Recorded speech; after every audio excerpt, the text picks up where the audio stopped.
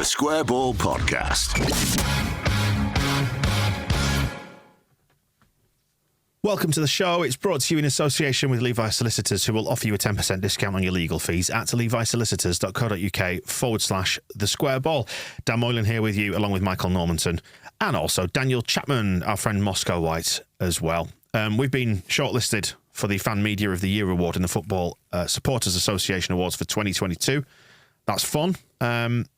Looking forward to a couple of shandies there at the awards. Be nice, won't it, if we can go down? Should be good. Be shy if we came back empty-handed, because that's happened many, many times before when we've been down. So we need you to vote for us if you don't mind. It's a public vote, and we know how Leeds fans like a public vote in order to sway outcomes. Mm-hmm. We are up against Anfield Rap, who have 500,000 followers on social. It's a lot. We haven't got that many. So we need your help. Such a special club, etc. Yeah. Category 4 is the one that we're in. Yeah, fan media. So we've set up a redirect as well, which makes it dead easy. Take like 1 minute of your time, if that, 30 seconds. thesquareball.net/vote. Follow that through. Vote for us in category 4 if you could. And any other thing you want to, of course. Well, do feel free, but don't feel obliged. Marching out together are in there, aren't they? Yeah, they're not. It's not a public vote for them, though. They are a panel vote. So hopefully they'll be coming down to London. We'll have some beers and send them good vibes, celebrating together. Yeah, definitely. We'll all send the people on the panel threatening letters. That should secure it, shouldn't it? It's one way of doing it. Yep. thesquareball.net/vote. Don't send threatening letters. Right. Part 1 of the show is the latest Leeds United news. Pick the bones from these lot then. Kids lost at Bolton in the Papa John's. We've got a golden Willy. No game for the women this time, but there are games on Wednesday and Sunday coming up. Bielsa's been turning down jobs. Kinnear's fighting off against Marsh through the gift of words. We've had sackings as well. No Gerrard yet, but Gary McSheffrey's been sacked, who's a bit of a bet noir for you, Moscow. Goes back to the League One days, doesn't it? And Cody Gakpo/Hackpo is a scum bastard, and Charles de Ketelaere turns out is rubbish. Where should we go at? I watched the Papa John's last night. Did either of you? No. Sort of on. It was sort of on. It wasn't quite as gripping as the one at Tranmere, when we obviously won and scored loads of goals, and it was dead fun. But we should have scored loads of goals in this. Well, like Tranmere, we conceded 3 goals. Yes, that did happen. Didn't score any, though. Yeah, should have scored a few, though. McGurk was basically really good, but was in full Pat Bamford mode of doing all the good stuff, then getting in front of goal and shitting his pants. Joseph put one fairly close to the net. That was good. But yeah, it was a much weaker side than the team that had beaten Tranmere. I mean, the one that beat Tranmere was taking the piss a little bit, because it had like Gnonto, Gelhardt, Greenwood, basically all of our good players. The best players in this one were JB and Perkins, who both look amazing. So get them in the first team immediately, is what I'm saying. Perkins is an interesting one, because he looks the most Bamfordy of our strikers, probably. In that youth contingent, in that he's physique-y and holding it up, and in that he's fairly big, and I can imagine him doing similar things. I think he was playing a bit deeper yesterday, but I can imagine he could do a Bamford thing if we needed him to. So, but with goals, hopefully with some goals. How it's distinguished himself this season, isn't it? He's scored a lot of goals. That makes you wonder. Team needs goals. Let's play some goals. Although not anymore. That's 2 in a row without scoring, isn't it? So. Finished. That's true. It is a big drought. Finished player. It was also the first I'd seen of that young lad Robles we signed. Yes. He was in net. For the under-21s. For the under-21s last night. They didn't seem to be respecting him, the kids. In what way? Well, he would shout, "My ball," and they'd ignore him. And that's not how I was told to listen to my elders. You've got to listen to what they say and act upon it. School football, you used to get a free kick against you if you said "my ball." You had to put your name on it. That was the rule. Well, maybe he was shouting Joel. Yeah, Joel's ball, and the kids were just like, "Oh's Joel." Do you think he goes with Robbo? Maybe could do. Anyway, yeah, defensively not great, but we don't have a left back, and they are genuine children in the defence. It's not like any of them are. Cody Drama aside, the centre backs and the left back are not anywhere near the first team at this stage. Yeah, Chris Moore is the centre-back and he looks pretty decent. Morton Spencer's a midfielder and has been at centre-back for the last couple of games while Leo Yelder gets his appendix removed. I think it was Spencer who just kind of stood and let the pass for the first ball just go behind him instead of cutting it out. But that's all down to kind of defensive instincts not being present in somebody I understood to be a sort of attacking midfielder. And he's like, he doesn't know what to do in that situation. Is the answer to get a left back? And I guess the other thing he doesn't, well, this is centre back, so it wouldn't solve that problem. Would you get a left back? Maybe he doesn't know what to do when a goalkeeper is shouting at him either. But yeah, those kind of things weren't very slick. And we can still qualify though if we beat Crewe, because we've got that game in hand on the Tranmere and Bolton Old Men. So that's all right. And it's Tuesday the 1st of November, that game. Is that right? Between Liverpool and Bournemouth for the first team? Yeah, so hard to know exactly who's going to play in that. And what happens if we go through? We will be qualifying in second because Bolton have already won it. Do we get into the Europa Conference League? We get into the regionalised Have we qualified for the playoffs? For the next round, which means we'll play a team that's finished top in the first round. So only the northern team. So we will play either Scum or Everton's under 21s, Salford, Lincoln, Mansfield, Burton, or the big grudge match that Moscow will be waiting for, Port Vale. Oh, stole Leeds City's history. Well, stole Leeds City's place in the Football League. 103 years ago this week. You're still not forgiving them? Well, why should I? Why should anyone? Seems fair enough. But yeah, there is potential for that to be at Ellen Road. As far as I can gather, it's a bewildering set of rules in the Papa John's. But it's Sean Harvey, isn't it, who conceived of this when he was in charge of the Football League? He might have been personally who decided it should be like this, but he was looking after it all. Let's blame him. Yeah. Have you seen the Wrexham documentary yet? No, still not. I do find. Have you seen it? No, because he's in it. Yeah. Every fibre of my being is crying out, yearning to watch it, but I can't because I know he's in it. So no. And there is an episode later on in the series, spoiler alert, where they are dead nice. Like Ryan Reynolds, who I think seems to be a really nice bloke. He's Deadpool, which is funny. And he's like just waxing lyrical about how great Sean Harvey is, unfortunately. Thing is, they've not worked with another football administrator, have they? No. So they don't know. Yeah. Although Bryn Law is in it, so Bryn Law does balance the force somewhat with Harvey being in it, but it needs more Bryn Law. Is there any footage of Bryn Law knocking him out? I haven't actually watched the final episode yet, so there's still time. Potential then. There is still time. So Bielsa, we were mentioning there, start of the show, turning down jobs. And the reasoning for this, which people may have seen or not, is it's very Bielsa. Extremely principled man. I mean, I think his logic is correct. Basically, that he can't compete against a team that's got his name on the stadium. So I think it's fair enough. And he was offered the River Plate job, wasn't he? And River Plate were in the same league as Newell's Old Boys, who play at the Marcelo Bielsa Arena. Look at that. Is this shirt enough to keep him from taking another Premier League job? He can't go for another team in the same league as a group of fans who've made a shirt that looks like the shirt of his old team. Something like that. They've said that's the new Admiral shirt that shirt. Michael's holding up for the benefit of the video version of this. Have a look on YouTube if you're just having a listen. What colour is it, Moscow? It's black. It's black. It's black. What's the other colour? It's halved. Black on one side and Scarlet. Scarlet on the other. Yes. Very good. No, because despite what it says on the the lying label. The label's an absolute pack of lies. So don't look at the label. Just look at the label. The label is accurate in terms of the size. Yes, that should be straight. And the manufacturer. The colours are mostly wrong on the label. It's our Admiral away kit, the square ball away kit for this season, which is a nod in the direction of Newell's Old Boys, to the extent that we were trending in Rosario overnight when people caught wind of this over there. So hopefully we'll be shipping a few over to Argentina. Available on our website. Plug. It is the squareball.net. Have a look on there.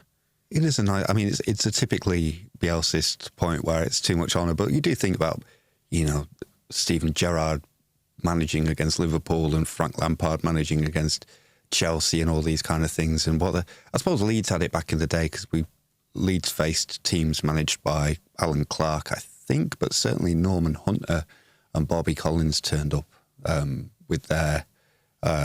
Who was Bobby Collins managing? Norman Hunter was a manager of Barnsley for a bit. So all that was going on. It always struck me as quite weird. But I don't know. I've gone from wanting to slag off Steven Gerrard for not being up to that standard, now going like, well, if it was all right for Norman Hunter. I think when you've done it as a manager, it's somehow a bit different than having done it as a player. I don't know. And it's very unusual to have a stadium named after you, isn't it? Though that is an unprecedented. What would you want named after you? If it was, let's say building. Maybe this shoddily constructed studio, which I chopped the wood myself for this. I'm not naming this after you. When you say you chopped the wood, you mean you went to B&Q and bought it and then screwed it together? You didn't go out into the fucking Bramley Woods and start chopping down trees? No, I meant sawed some to be the right size. What else do you do in the woods? None of your business. Okay. What about you, Moscow? If you'd like some sort of building named after you, what would you go for? Far too humble for that. A little telly. Take your own. We've got a little. Dan bought a label maker for the studio. Take your own little Moscow White's telly and stick it on the next little telly. Do you want me to print you a label off? No. Excellent. Can I have the Lowfields Tunnel? I've spent a lot of time studying there. Yeah. Okay. It's not a building as much as a space, is it? Stinks of piss and it's covered in graffiti, so I think it'd be perfect. In a real state of disrepair. Yeah, absolutely. Kinnear's programme notes versus Arsenal, mentioned over on the Phil Hay show, I think it felt like a very mild shot across the bows, that, as in, come on, this has got to get better. Lacklustre, not up to standard, was how the second half versus Palace was described. It was framed around collective responsibility at the club, wasn't it? As in, we all at the club have to acknowledge that was not good enough. But isn't it the manager's job to sort of say those things? I don't know. It is, and it's the first time we've heard something like this about the football, isn't it, under Jesse? I think it's generally been more things are going to come good. Just trust the system and stuff. Whereas this was more like, that wasn't great, though, was it? Which we've not had much. Did we have much at the end of last season? I can't remember. I feel like it was more. No, there was more togetherness. After they'd sacked Bielsa, they scuttled away, didn't they? I mean, whereas this is the perils of Kinnear having his programme notes to fill. Is essentially he has to put something in there if he's doing them, so he might as well slag Jesse Marsh off.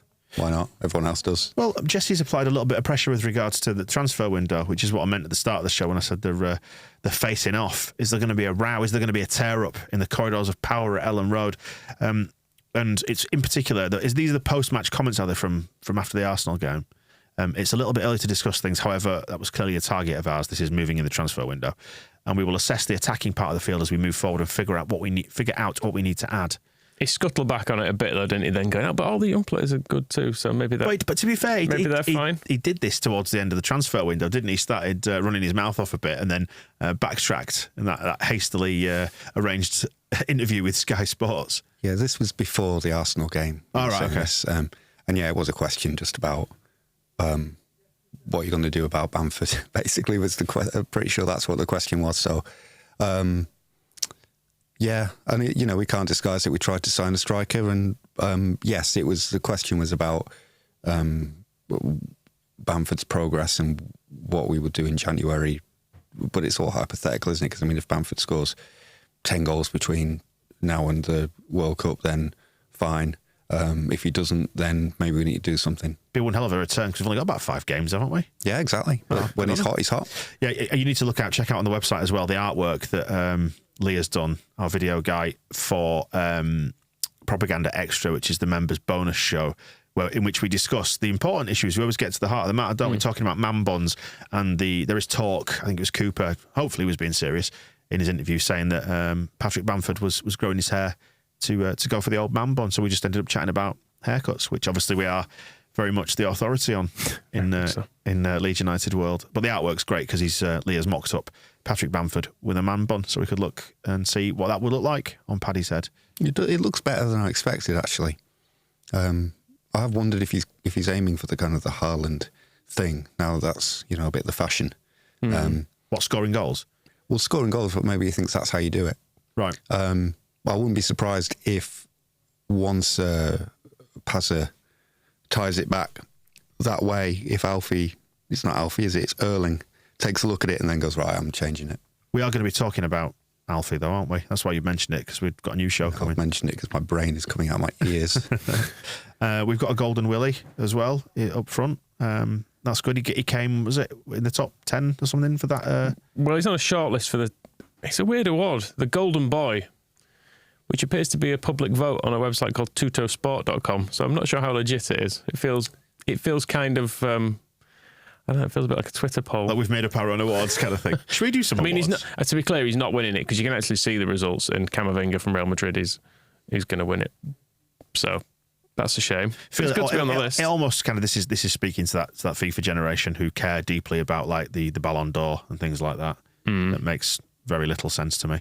But it's I only included it because we've got a golden Willy. That's the. Tried to do a shit line about that. Trying really. to do the joke. Yeah, Fair enough. And But, it's good we signed one of the 20 best young players in the world for hardly anything. Gary McSheffrey, one of the most ungrateful loan signings that Leeds United ever made. Moscow, you don't like him, do you, because of that?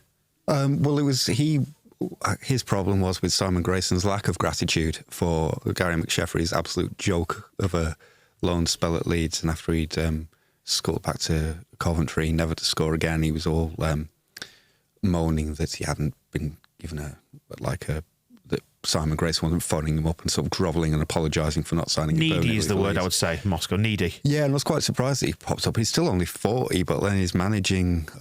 He's not this football team. He's and not I was anymore. a bit surprised that was what was going on. Doncaster, wasn't it? Yes, and yeah, he's gone. And so, do you know who's taken over instead of Somebody Doncaster? less shit. Well, I mean, that's I don't know anything either way about Chad Gribble. No, that's not a real name, is it? It's a great name. It is a great name, but we do know a lot about Paul Green. Oh, So they're in joint charge at the moment. Our energetic, all-action midfielder of the mid-2010s, Paul Green. Michael, you've got Dynamo, wasn't he? He's got a storied history with Paul Green, haven't you? Oh, so many stories. Such as I've used the soft play that he has in Pontefract with my kids. I've seen him in Aldi. yeah. What did you buy in Aldi? I didn't keep a close check. I remember back in the DJing He was days. chatting to someone though, who seemed nice. Yeah. Back in the DJing days, he came into the party room at Tiger with his missus, which was nice. There you go. Didn't speak to him. So if anyone wants any messages passing on out to Paul Green, I'll hang around. Do you still go to soft play? Nah, I've kind of grown out of it really now. The nine, so they're not asked to go in ages, and I don't particularly want to go. It's a hellscape. It's isn't awful. it? Yeah, it's not something I'm going to offer unless prompted. So, I had a big picture of him playing against. It's not really the dumb thing to go there as a solo adult, is it? No, not so much. But there's a big picture of Lionel Messi and him on the wall. I'm sure Lionel Messi has a big picture of himself and Paul Green. Has he been photoshopped Somewhere. or is it an actual real? That's really when he played for Ireland. Okay. You can tell from his. You remember how Irish he is, don't you? Oh, very much so. Yeah, the Pontefract, that known exclave, Yeah. exclave of Dublin. Yeah. Well, there you go. That wraps up the news, I think, doesn't it? Unless we've missed anything else off. Anything to add? Why is I've not seen this. Why is Hackpost gone bastard then? He's done an interview when he's been talking about how great Man United is and stuff. So he had a chance to come to Leeds and Southampton, but he didn't. He stayed at PSV. He's basically batting his eyelids at someone. Okay. That's not us. So And what's Charles done wrong? he's just not very good. I don't think he's not doing very well yet for AC Milan. Okay, good. Never wanted either of them anyway, did we? No, it's much better that we got our golden boy. Part one done and dusted for you then. We've got the preview for Leicester coming up for you as well. Stick about for that. We're going to pick the week's heroes and villains too. The Square Ball Podcast.